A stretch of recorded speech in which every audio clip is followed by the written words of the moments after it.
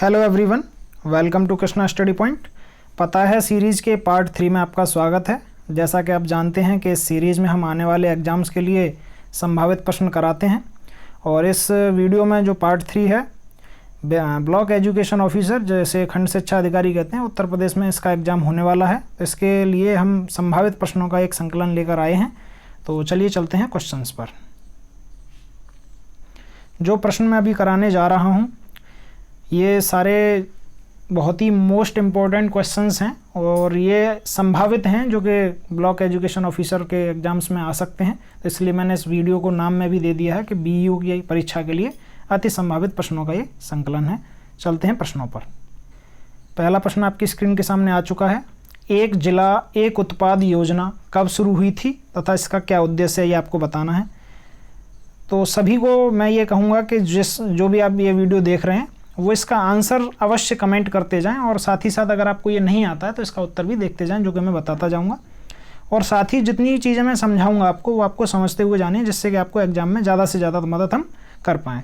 तो एक जिला एक उत्पाद योजना ये उत्तर प्रदेश ने शुरू की थी और ये 24 जनवरी 2018 को रोजगार उपलब्ध कराने के लिए क्षेत्रीय उत्पाद को बढ़ावा देने के लिए की गई थी, जैसा कि आप देख पा रहे होंगे। तो ये उत्तर प्रदेश गवर्नमेंट ने, ये यूपी गवर्नमेंट थी, उसने शुरू किया था इसको। और इसमें क्या है कि जितने भी ज़िले हैं तो हर एक ज़िले का एक पर्टिकुलर आइटम हो जिससे उसकी पहचान हो सके और वो वहाँ पर उसमें बहुत अच्छा काम कर सके। जैसे मान लीजिए फिरोजाबाद है तो उसमें चूड़ियों का बहुत अच्छा उत्पादन होता है, और मुरादाबाद है तो उसे पीतल नगरी के नाम से जाना जाता है। इसी प्रकार से आप देख पाते होंगे अलीगढ़ है, तालों के लिए बहुत मशहूर है, आगरा है, ये सब चीज़ें इसलिए हैं। क्वेश्चन नंबर 2 आपकी स्क्रीन के सामने ये रहा। उत्तर प्रदेश सारथी योजना कब तथा किस लिए शुरू की गई थी, आपको बताना है। उत्तर प्रदेश की सारथी योजना के बारे में पूछा गया। ये पूछा गया कि आपको ये कब शुरू की गई थी। तो मैं आपको बता दूं ये जनवरी 2018 में ड्राइविंग लाइसेंस की प्रक्रिया जो है उसे ईजी और पारदर्शी ट्रांसपेरेंट बनाने के लिए किया गया था, जिससे कि उसमें कोई भी भ्रष्टाचार वगैरह की दिक्कत ना आए। तो इसे ईजी बनाया गया है, इसीलिए ये सारी चीज़ें ऑनलाइन भी कर दी गई हैं और इसी के देखते हुए जो हमारा लाइसेंस है वो कार्ड के फॉर्म में आने लग गया है। तो ये आपको ध्यान रखना है। नेक्स्ट क्वेश्चन आपकी स्क्रीन के सामने मैं ले चलता हूँ। ये क्वेश्चन आ चुका है आपके क्वेश्चन नंबर 3। देश का पहला कृषि कुंभ कहाँ और कब आयोजित किया गया था, ये आपको बताना है। तो इसमें कृषि कुंभ के बारे में पूछा गया। एक तो होता है कुंभ, एक होता है कृषि कुंभ।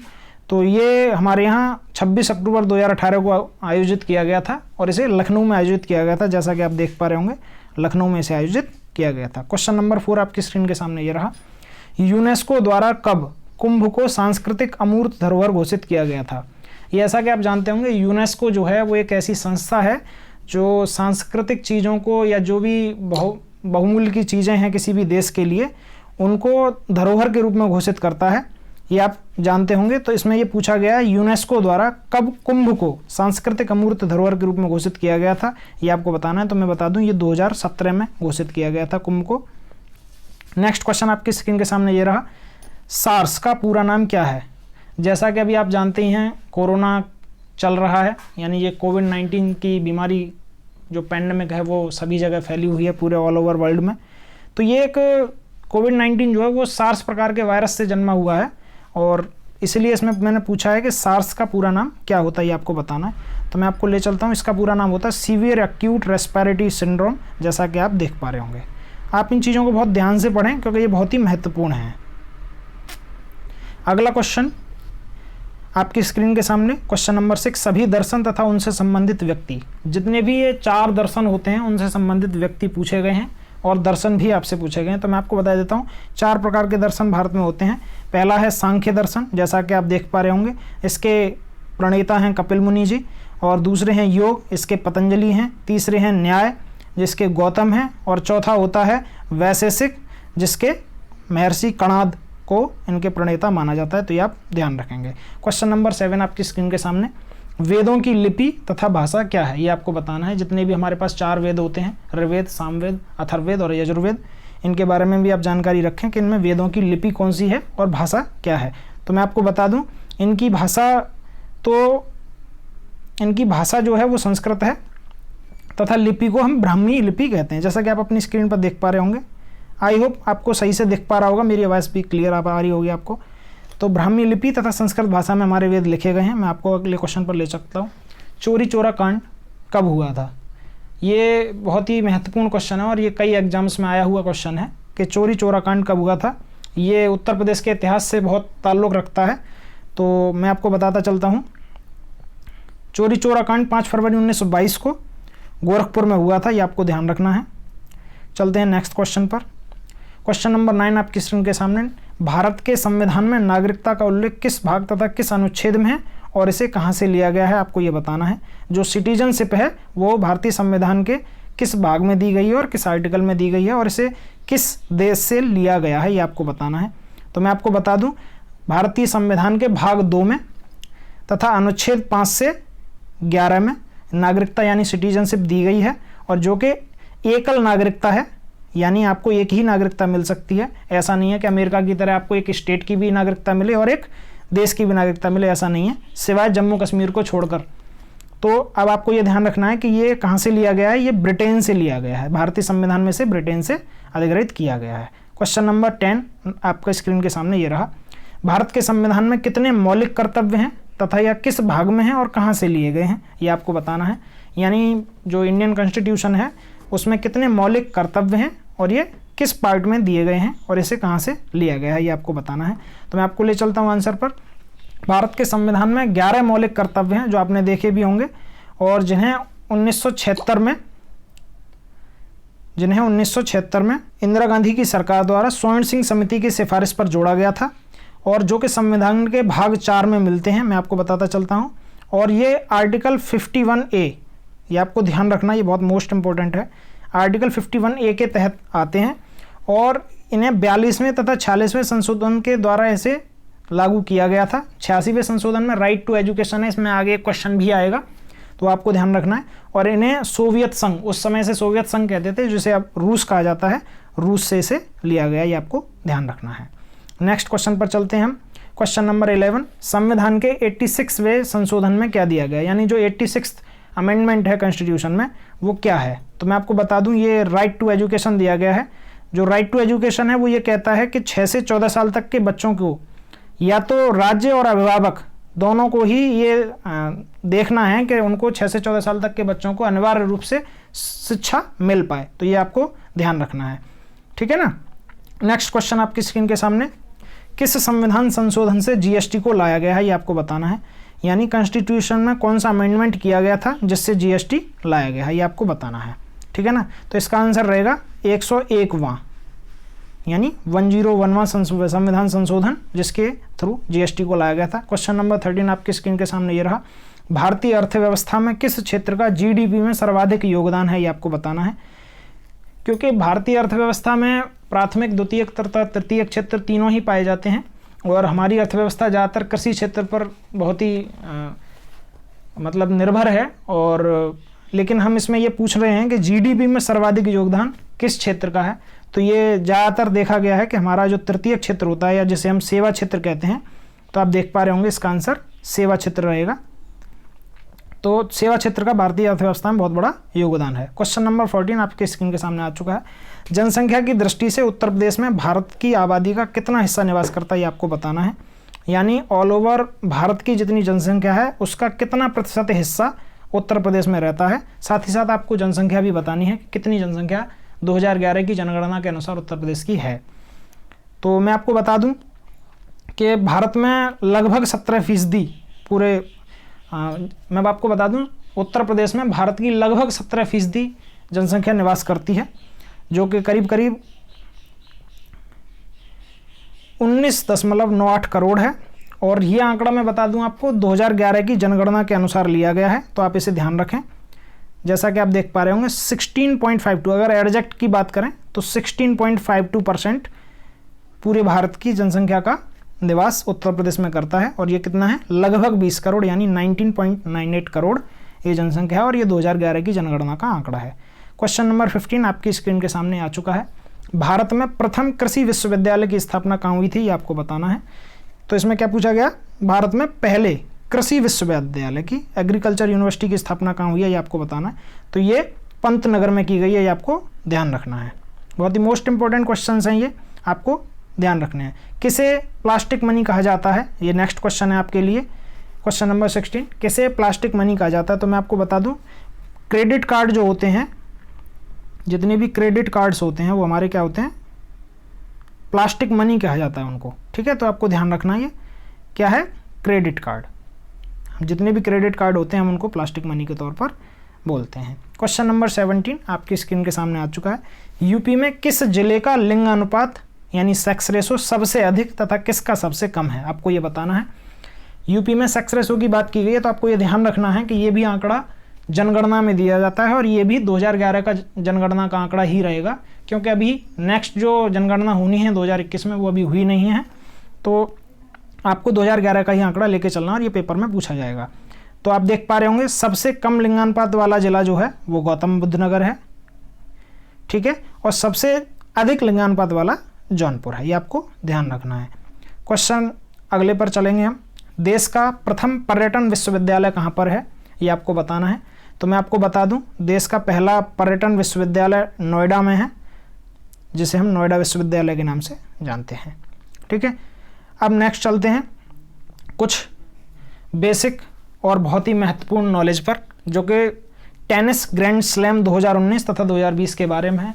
जैसा कि आप जानते ही हैं, कोरोना पेंडेमिक चली हुई है अभी भी, तो इसकी वजह से कुछ जो ग्रैंड स्लैम होने थे वो अभी हो नहीं पाए हैं। केवल 2020 में अभी तक ऑस्ट्रेलियन ओपन हो पाया है, जिसकी डिटेल मैं आगे दे दूंगा, और आपको साथ ही साथ 2019 के जो चारों ग्रैंड स्लैम हैं वो आपको याद रखने हैं। साथ ही साथ मैं आपको बताता चलूँ, ये 4 ग्रैंड स्लैम होते हैं, यानी टेनिस के 4 इंपॉर्टेंट ग्रैंड स्लैम होते हैं, और आपको ये ध्यान रखना है कि पहला ऑस्ट्रेलियन होता है, फिर दूसरा फ्रेंच,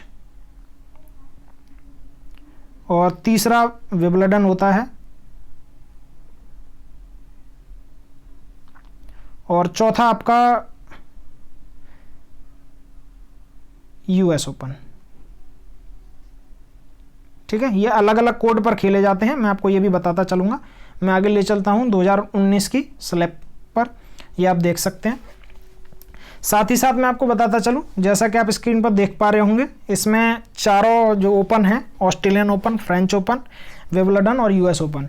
क्योंकि मैंने ऑस्ट्रेलियन के नीचे इसमें डेट ईयर नहीं लिखी है, इसका रीज़न ये है कि जो भी बाकी की तीनों हैं वो 2019 के ओपन है, यानी जो फ्रेंच ओपन 2019 और विंबलडन 2019 और यूएस ओपन 2019 का डिटेल दिया गया है, क्योंकि ये अभी नहीं हुए हैं 2020 में। ऑस्ट्रेलियन ओपन 2020 का हो चुका है, तो आप इसे ऑस्ट्रेलियन ओपन 2020 की तरह पढ़ें। ठीक है ना, तो ये आपको ध्यान रखना है। अब इसमें जो प्रतिस्पर्धाएँ होती हैं, जो कंपटीशन होता है, तो एक तो सिंगल होता है मेल और सिंगल फीमेल का मैंने यहाँ डेटा दिया है आपको, तो आप देख सकते हैं इसमें विजेता और उपविजेता दोनों को मैंने रखा है। तो आप ये देख सकते हैं ऑस्ट्रेलियन ओपन जो 2020 में हुआ है, उसके विजेता नोवाक जोकोविच जो कि सर्बिया के हैं, और उपविजेता रहे हैं डोमिनिक थिएम जो ऑस्ट्रेलिया के हैं। इसी तरीके से अगर हम फ्रेंच ओपन 2019 की बात करें, तो इसमें राफेल नडाल ने जीता था और ये स्पेन के हैं। उसी तरीके से उपविजेता रहे थे डोमिनिक थिएम, ये ऑस्ट्रिया के हैं। ठीक है, ये आपको ध्यान रखना है। और विंबलडन मैं आपको बता दूं, ये बहुत ही इंपॉर्टेंट है, क्योंकि ज़्यादातर कंपटीशन में इनमें से या तो ये पूछ लिया जाता है कि पुरुष विजेता कौन है इस प्रतिस्पर्धा में, या उपविजेता पूछ लिया जाता है, तो आपको ये ध्यान रखना है। तो विंबलडन 2019 में नोवाक जोकोविच जो कि सर्बिया से थे, उन्होंने जीत दर्ज की थी, और किस पर? रोजर फेडरर जो कि उपविजेता रहे थे, जो कि स्विट्जरलैंड से आते हैं। यूएस ओपन 2019 ये राफेल नडाल ने जीता था, और डैनियल मेदवेदेव जो रसिया से हैं वो इसके उपविजेता रहे थे। इसी प्रकार अगर महिला एकल विजेता और उपविजेता की बात करें, तो ऑस्ट्रेलियन ओपन जो 2020 का है, 2020 उसमें सोफिया केनिन जो कि अमेरिका की हैं वो विजेता रही थी, और उपविजेता गार्बिने मुगुरुजा जो कि स्पेन से आती हैं। इसी तरीके से फ्रेंच ओपन 2019 की बात करें तो एशले बार्टी जो कि ऑस्ट्रेलिया की हैं, और उपविजेता मार्केला वोंद्रोसोवा चेक गणराज्य से आती हैं। इसी तरीके से विंबलडन 2019 की बात करें तो सिमोना हालेप ने जीत दर्ज की थी, और ये सेरेना विलियम्स अमेरिका की रहने वाली को हराकर इन्होंने जीता था। इसी तरीके से यूएस ओपन 2019 की बात करें तो बियांका एंड्रेस्क्यू ने कनाडा से जीत दर्ज की थी, और सेरेना विलियम्स अमेरिका को हराकर। तो ये आपको बहुत ध्यान रखने हैं। साथ ही साथ मैं इनके बारे में एक चीज़ और आपको बताता चलूँ कि जो ऑस्ट्रेलियन ओपन होता है, ऑस्ट्रेलियन ओपन वो हार्ड कोर्ट पर,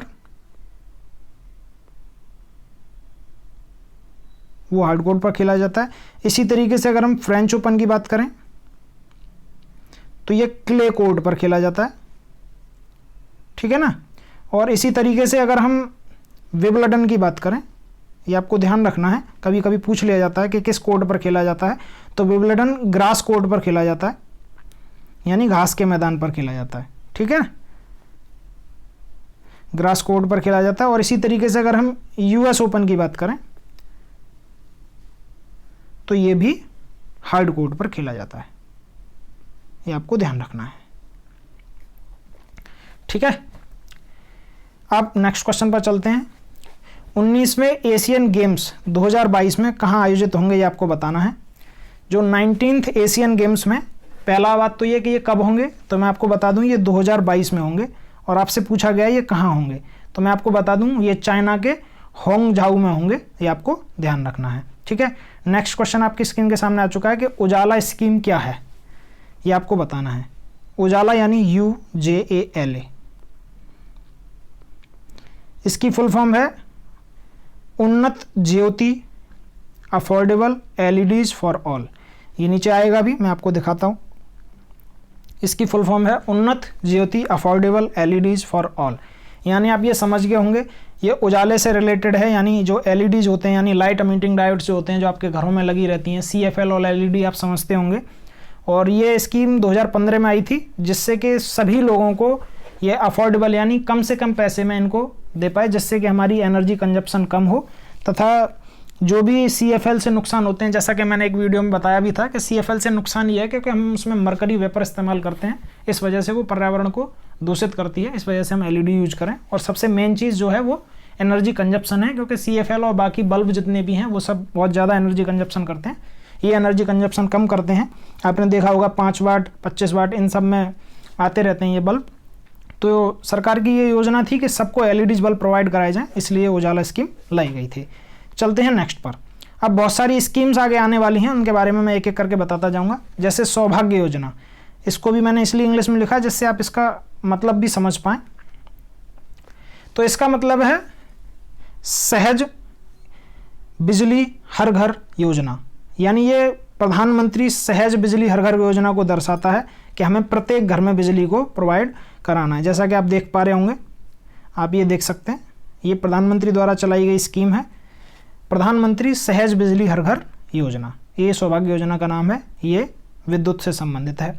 इसी प्रकार उदय योजना, उदय यानी UDAY,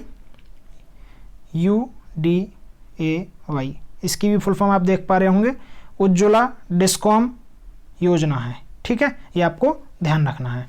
बहुत ही इंपॉर्टेंट है ये कि ये किसी भी एग्जाम में आ सकती हैं, लेकिन अभी फिलहाल में ये उत्तर प्रदेश के UPSSC द्वारा लिए जाने वाले आगे के एग्जाम्स और अभी हाल फिलहाल में होने वाले BEO एग्जाम्स को लेकर दी गई हैं, तो आप इनको बहुत ध्यान रखें। तो उदय योजना क्या है, उज्ज्वला डिस्कॉम योजना है, जो कि क्या है, विद्युतीकरण से संबंधित है। इसी तरीके से आपने बहुत चर्चित प्रधानमंत्री उज्ज्वला योजना का नाम सुना होगा, वो भी आपको ध्यान रखना है। तो प्रधानमंत्री उज्ज्वला योजना क्या है, ये BPL कार्ड धारकों के लिए है, यानी जो महिलाएं हैं या BPL धारक हैं उनको क्या है, महिलाओं को लिए गैस सिलेंडर, जो महिलाएं बहुत ही गरीब तबके से आती हैं या जो चूल्हे या कोयले से जो धुएं से होता है, धुएं से बनने वाले खाने से परेशान हैं, उन लोगों के लिए एक योजना लाई गई थी, जिससे कि उनको गैस सिलेंडर यानी LPG का गैस सिलेंडर प्रोवाइड कराया जा सके, जिससे कि उनको हानि न पहुंचे और वो अच्छे से अपना खाना बना पाएँ। तो इसे प्रधानमंत्री उज्ज्वला योजना के नाम से जाना जाता है, आप ये देख पा रहे होंगे। BPL धारकों तथा महिलाओं को गैस वितरण करने के लिए इसे स्टार्ट किया गया था। साथ ही साथ आप ये ध्यान रखें कि ये 1 अगस्त 2016 को बलिया से शुरू की गई थी, ये आपको ध्यान रखना। क्वेश्चन में कभी कभी ये भी पूछ लिया जाता है कि ये योजना कहाँ से शुरू की गई थी, तो ये प्रधानमंत्री द्वारा, जो हमारे नरेंद्र मोदी जी हैं, उनके द्वारा 1 अगस्त 2016 को बलिया से शुरू की गई थी, आपको ध्यान रखना है। नेक्स्ट जो योजना है वो है दीनदयाल ग्राम ज्योति योजना, ये आपको ध्यान रखनी है। तो दीनदयाल ग्राम ज्योति योजना भी विद्युतीकरण से संबंधित है। इसमें जितने भी गांव हैं जहां बिजली नहीं पहुंच पाई है, उनमें बिजली पहुंचाने का काम करने का लक्ष्य रखा गया है, और ये सभी गांवों का विद्युतीकरण करने से संबंधित है, जैसा कि आप देख पा रहे होंगे, दीनदयाल ग्राम ज्योति योजना। नेक्स्ट स्क्रीन पर चलते हैं। जैसा कि मैंने अभी बात की थी प्रधानमंत्री उज्ज्वला योजना, और अब नेक्स्ट फिर आ गई है उज्ज्वला योजना। इन दोनों में बहुत बड़ा अंतर है, आप इसको हमेशा ध्यान रखें। कहीं पर अगर प्रधानमंत्री उज्ज्वला योजना आता है तो वो एलपीजी गैस सिलेंडर बीपीएल और महिलाओं बीपीएल कार्ड धारक और महिलाओं के लिए संबंधित है। इसी तरीके से उज्ज्वला योजना मानव तस्करी से संबंधित है, जैसा कि आप देख पा रहे होंगे, तो ये आपको बहुत ध्यान से देखना है। ठीक है, अगला योजना पर चलते हैं। प्रधानमंत्री किसान सम्मान निधि योजना, ये अभी चलाई गई थी प्रधानमंत्री नरेंद्र मोदी जी द्वारा, जो कि पीएम किसान योजना के नाम से भी जानी जाती है, जिसे हम प्रधानमंत्री किसान सम्मान निधि योजना कहते हैं। अब इसमें क्या है ये भी मैं आपको बताता चलता हूँ। पहली बात तो ये कि इसे 24 फरवरी 2019 को गोरखपुर से शुरू किया गया था। इसमें जो मेन चीज़ है वो ये है कि इसमें जो लघु और सीमांत किसान हैं, यानी जो छोटी भूमि करते हैं, उनको 6,000 रुपये प्रतिवर्ष 3 किस्तों में दिए जाएंगे, यानी 2-2 हज़ार रुपये की 3 किस्त दी जाएंगी। 2,000 रुपये की 3 किस्त दी जाएंगी साल में, और 6,000 रुपये दिए जाएंगे। तो जो छोटे और लघु किसान हैं उनको ये बहुत अच्छी मदद हो पाएगी। अगली योजना है प्रधानमंत्री जन आरोग्य योजना। जैसा कि आप जानते ही हैं, एक आयुष्मान भारत योजना वो इसी का नाम है। ठीक है, आयुष्मान भारत योजना जो है वो इसी का नाम है, प्रधानमंत्री जन आरोग्य योजना का। अब इसमें खास बात क्या है कि इसमें जो गांव के या शहरी लोग हैं उनको हेल्थ कवर दिया गया है, यानी हेल्थ का बीमा दिया गया है, और 5 लाख तक का बीमा दिया गया। आप ये देख पा रहे होंगे, इसको आयुष्मान भारत के नाम से जाना जाता है। ये भी आप ध्यान रखें कि इसे रांची झारखंड से 23 सितंबर 2019 को शुरू किया गया था। ये बहुत इंपॉर्टेंट है, इसको आप ध्यान रखें। और इसमें शहरी तथा ग्रामीण जो भी परिवार हैं उनको 5 लाख तक का हेल्थ कवर दिया गया, ये आपको ध्यान रखना है। अब नेक्स्ट चलते हैं भाग्य लक्ष्मी योजना। तो भाग्य लक्ष्मी योजना भी एक बहुत अच्छी योजना है जो कि उत्तर प्रदेश गवर्नमेंट द्वारा चलाई जा रही है।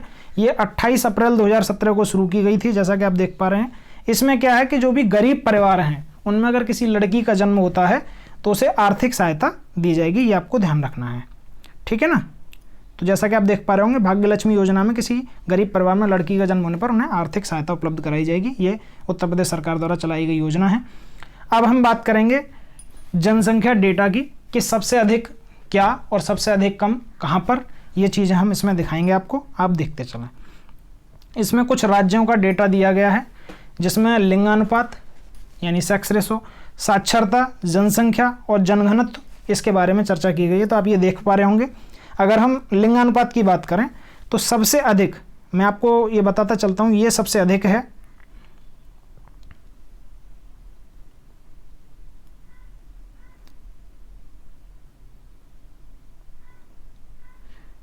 और ये कम के लिए है, ये आपको ध्यान रखना है। तो इसमें लिंगानुपात की बात की गई है। अगर लिंगानुपात की बात करें तो सबसे ज़्यादा केरल में है 1084। अब ये कैसे कैलकुलेट होता है, तो आप ये समझ लें, 1000 लड़कों पर कितनी लड़कियां हैं ये आप देखा जाता है। तो यहाँ 1000 लड़कों पर 1084 लड़कियां हैं, इसको लिंगानुपात के रूप में देखा जाता है। तो केरल में ये सबसे ज़्यादा है और हरियाणा में सबसे कम है। ये भी आंकड़ा 2011 की जनगणना के अनुसार है। हरियाणा में ये केवल 879 है, 879 है। इसी तरीके से अगर हम साक्षरता की बात करेंगे, साक्षरता यानी लिटरेसी रेट, तो केरल में ये 94% है, ये बहुत बढ़िया रेट है। और सबसे कम जो है वो बिहार में है, यानी 61.8% है, ये आपको ध्यान रखना है। अगर हम इसी प्रकार से जनसंख्या की बात करेंगे तो सबसे ज़्यादा जनसंख्या उत्तर प्रदेश में है, जैसा कि मैंने बताया था, लगभग 20 करोड़ 19.98 करोड़ उत्तर प्रदेश की जनसंख्या है, जो कि लगभग पूरे भारत का 16.5 से 17% के बीच है। और सबसे कम जनसंख्या जो है वो सिक्किम के अंतर्गत आती है। अगर हम जनघनत्व की बात करें, जनघनत्व क्या होता है, यानी किसी स्क्वायर किलोमीटर में रहने वाले लोगों की संख्या, ये जनघनत्व कहलाता है। तो सबसे ज़्यादा जो जनघनत्व है वो बिहार में पाया जाता है, यानी 1106 व्यक्ति हर 1 स्क्वायर किलोमीटर में रहते हैं। और सबसे कम जो पाया जाता है वो अरुणाचल प्रदेश में पाया जाता है, जैसा कि आप देख पा रहे होंगे।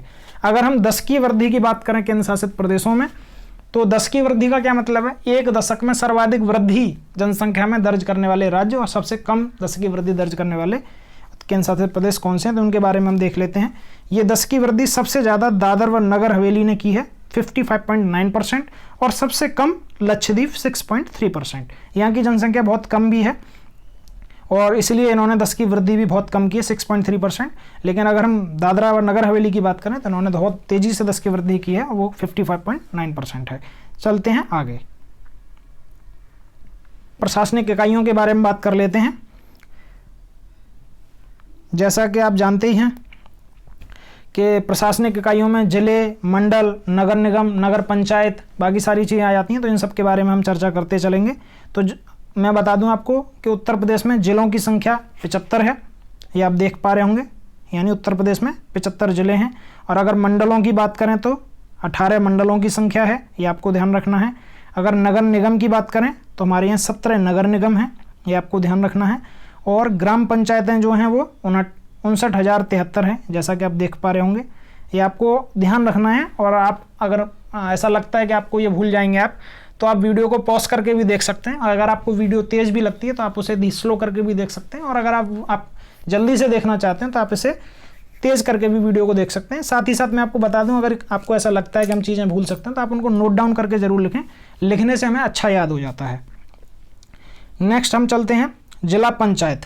तो हमारे यहाँ 75 जिला पंचायतें, ये आपको ध्यान रखनी है, ठीक है ना। अब आबाद ग्रामों की संख्या है, यानी हमारे यहाँ आबाद ग्राम कितने हैं, तो आपको ध्यान रखना है 97,814 उत्तर प्रदेश में गाँव हैं।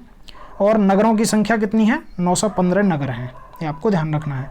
अब चलते हैं लोकसभा की सीटों पर। तो आपको ध्यान रखना है लोकसभा की सीट 80 हैं। जैसा कि आप जानते हैं, एक चीज़ बोली जाती है उत्तर प्रदेश के बारे में कि अगर प्रधानमंत्री का रास्ता कहीं से होकर जाता है तो वो उत्तर प्रदेश से होकर जाता है। तो ये दर्शाता है क्योंकि सबसे ज़्यादा सीटें लोकसभा की वो उत्तर प्रदेश में ही पाई जाती हैं। देख पा रहे होंगे आप 80 सीटें हैं। तो जो मैक्सिमम सीटें यहाँ गेन करता है, उनके प्रधानमंत्री बनने की जो रास्ता है वो साफ़ हो जाता है। तो आप ये देख सकते हैं। अब राज्यसभा सीटों पर चलते हैं। राज्यसभा सीटें क्या हैं, कितनी हैं, 31 उत्तर प्रदेश में राज्यसभा सीट 31 हैं। अब चलते हैं हम और चीज़ों पर। जैसा कि आप जानते हैं विधानसभा सीटें भी होती हैं, विधान परिषद सीटें भी होती हैं।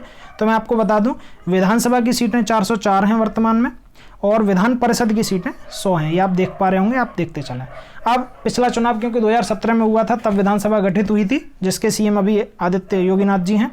तो आप ये देख पा रहे होंगे, जो 2017 में गठित विधानसभा है, जिसके सीएम योगी आदित्यनाथ हैं, ठीक है। विधान परिषद के बारे में मैंने बताई दिया आपको। अब चलते हैं आगे। ये बहुत मोस्ट इंपॉर्टेंट क्वेश्चन है। भूमि सेना गठित करने वाला भारत का पहला राज्य उत्तर प्रदेश है। भूमि सेना एक प्रकार की सेना को गठित किया है उत्तर प्रदेश ने, और ये भारत का पहला राज्य है जिसने ऐसा किया है। ये आपको ध्यान रखना है, ये कभी भी किसी भी पेपर में क्वेश्चन आ सकता है उत्तर प्रदेश के में। चलते हैं नेक्स्ट क्वेश्चन पर। अब बहुत सारी चीज़ें हैं जिनके बारे में आपको धीमे धीमे बताता चलूँगा।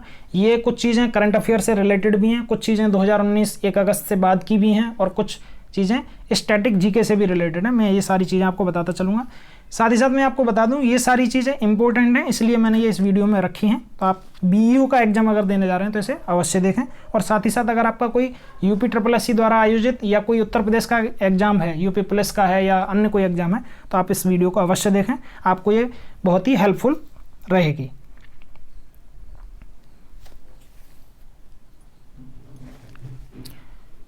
अब हम 2019 के विभिन्न सूचकांक तथा रिपोर्ट तथा उनमें भारत की रैंक क्या है, इस पर चर्चा करेंगे।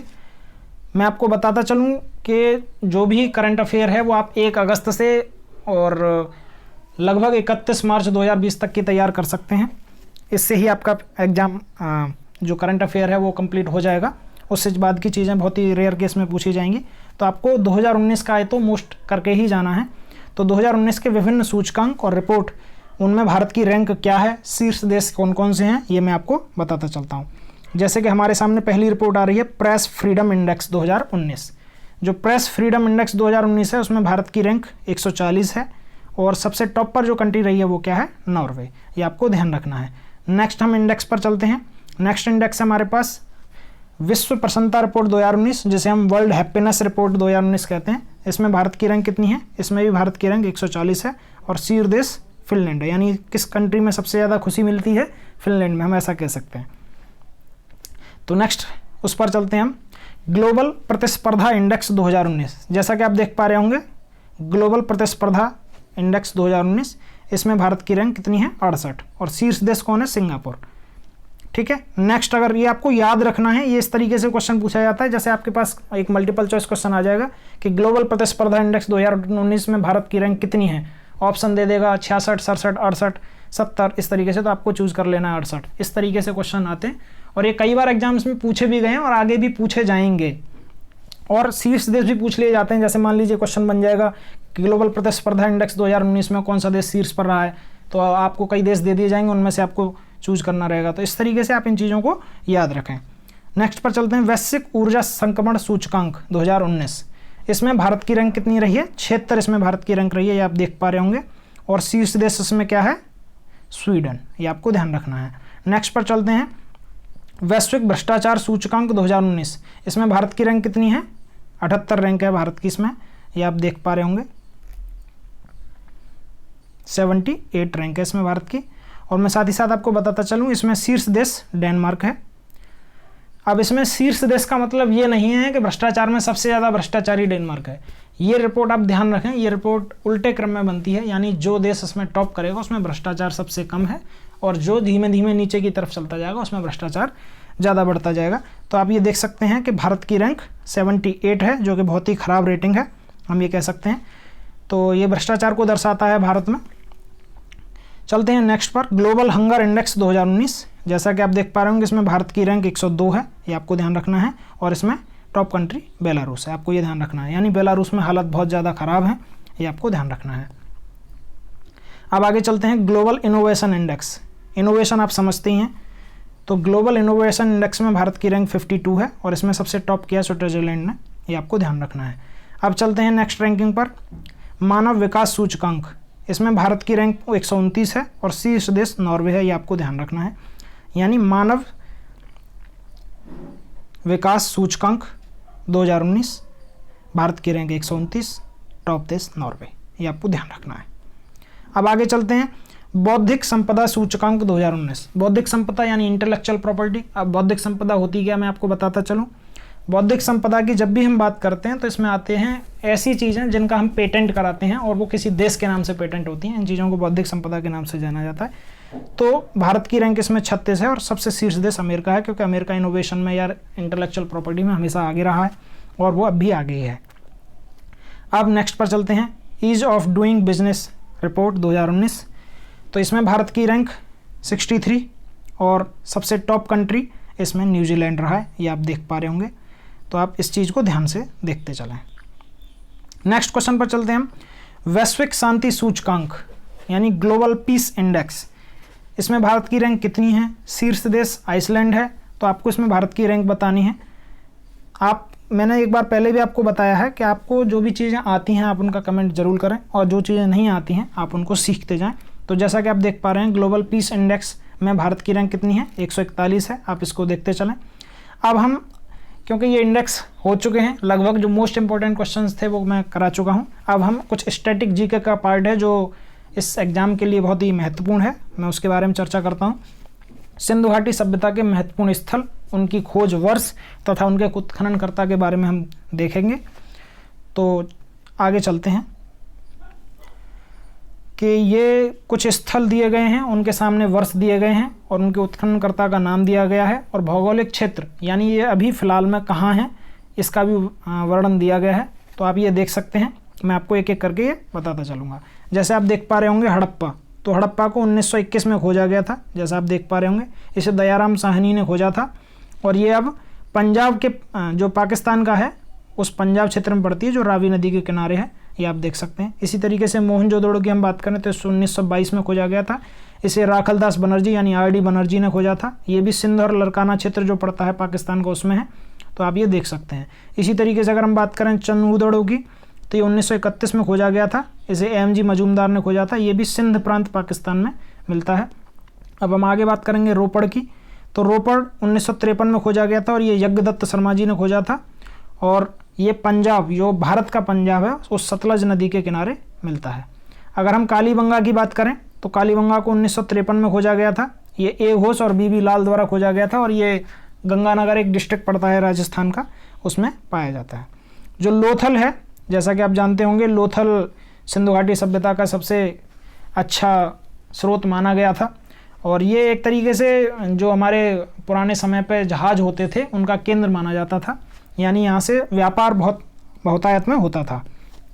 तो लोथल की खोज 1955 में की गई थी, और ये एस.आर. राव द्वारा की गई थी। ये अहमदाबाद में पड़ता है, बोगवा नदी के किनारे। आगे बात करें आलमगीर, जो कि मेरठ में पाया जाता है। इसको आपको बहुत ध्यान रखना है, क्योंकि ये उत्तर प्रदेश का है। आलमगीर जो कि 1958 में खोजा गया था, ये भी यज्ञदत्त शर्मा जी द्वारा खोजा गया था, और ये हिंडौन नदी जो पड़ती है मेरठ में उसके किनारे पाया गया था। आगे बात करें हम धौलावीरा की, तो इसे 1991 में खोजा गया था RS बिष्ट द्वारा। ये कच्छ के रण गुजरात में पाया जाता है। तो ये चीज़ आपको ध्यान रखनी है, ये भी इनमें से क्वेश्चन पूछा जा सकता है। चलते हैं हम नेक्स्ट स्टैटिक जीके पर। इसमें हम बात करेंगे सल्तनत काल के सुल्तानों का समय के अनुसार विवरण, यानी जो सल्तनत काल था, जो दिल्ली पर सल्तनत काल का टाइम पीरियड था, उसके टाइम पे जितने भी सुल्तान हुए थे उन सब के बारे में समय के साथ उनका विवरण मैंने दिया है, तो आप देखते चलें। जैसे अगर हम कुछ वंश हैं, सबसे पहले दिल्ली सल्तनत पर गुलाम वंश ने अधिकार किया, तो गुलाम वंश के संस्थापक के बारे में भी क्वेश्चन पूछा जाता है कि गुलाम वंश का संस्थापक कौन था। तो गुलाम वंश का संस्थापन कुतुबुद्दीन ऐबक था, ये आपको ध्यान रखना है। अब इन सब का टाइम पीरियड और ये सब चीज़ें आप देखते चलें।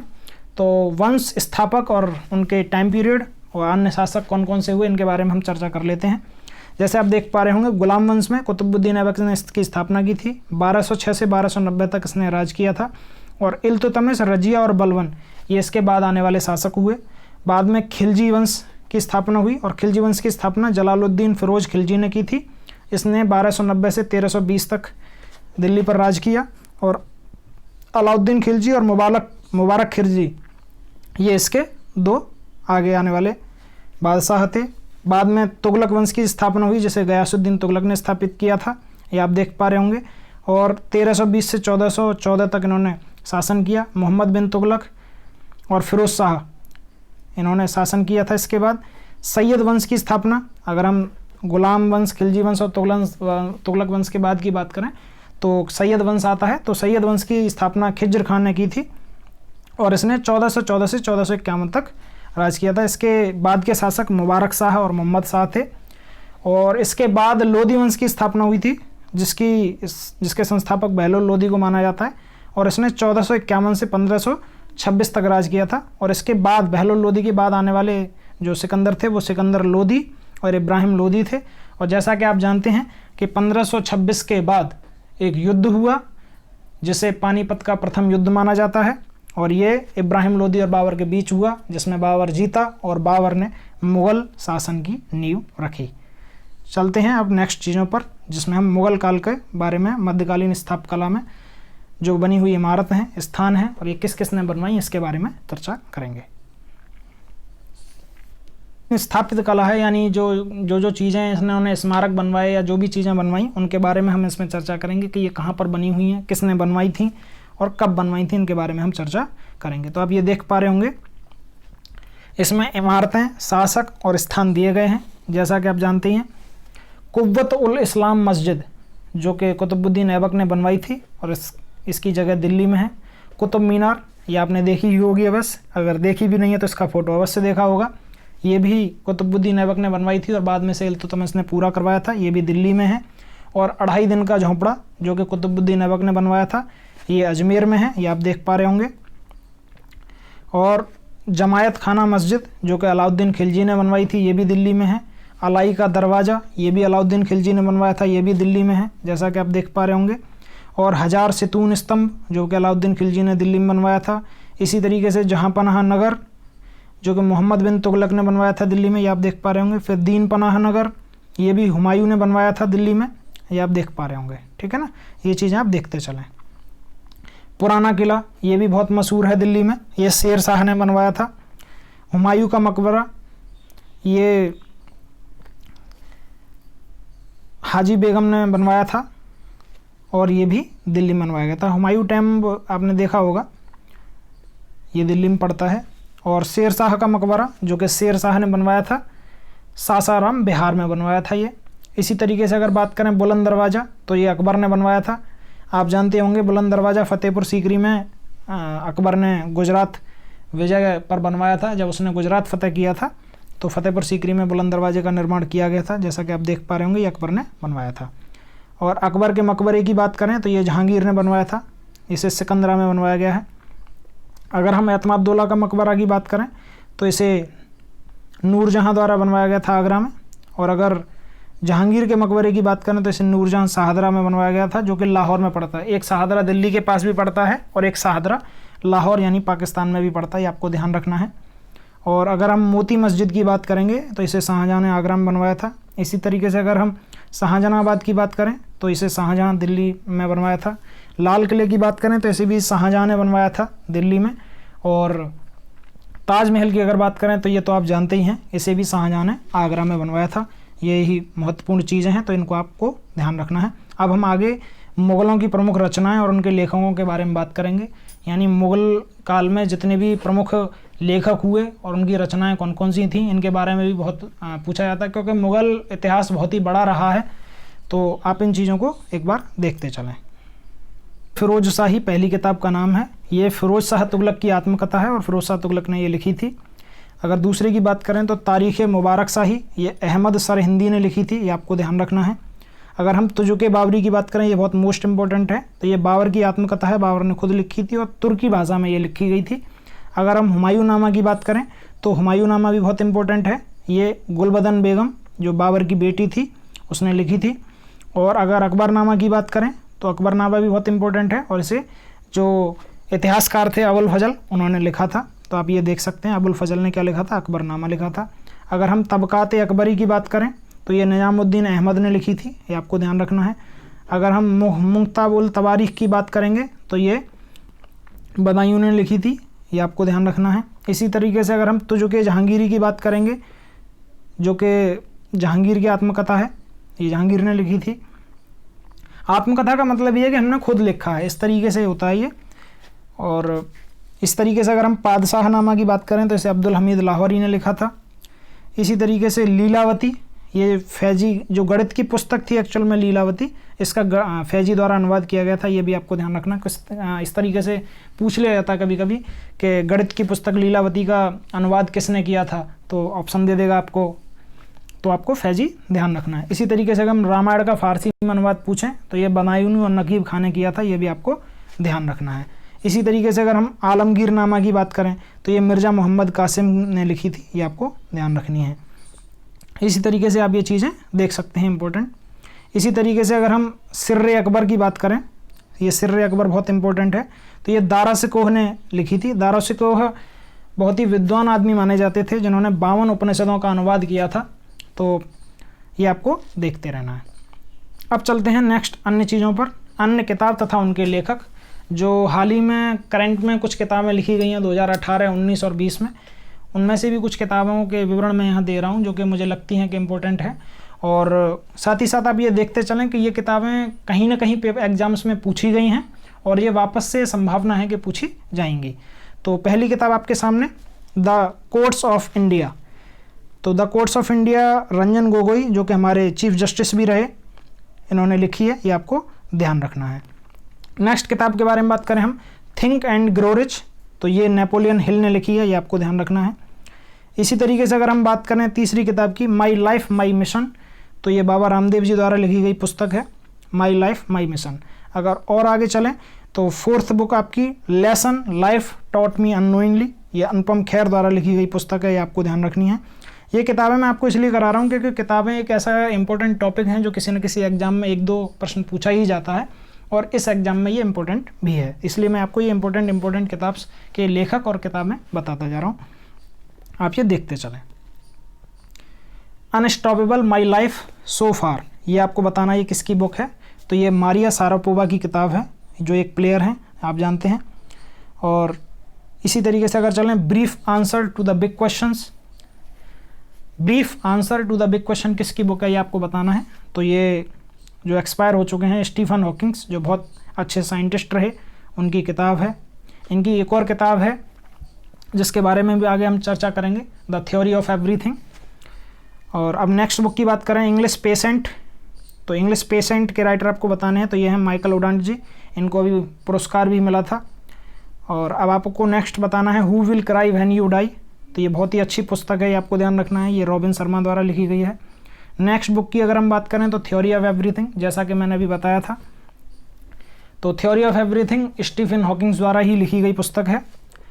अगर हम और आगे बात करें तो द रूल ब्रेकर्स, ये प्रीति सिनॉय द्वारा लिखी हुई पुस्तक है, ये भी बहुत अच्छी बुक है, ये भी 2-3 बार एग्जाम्स में पूछी गई है।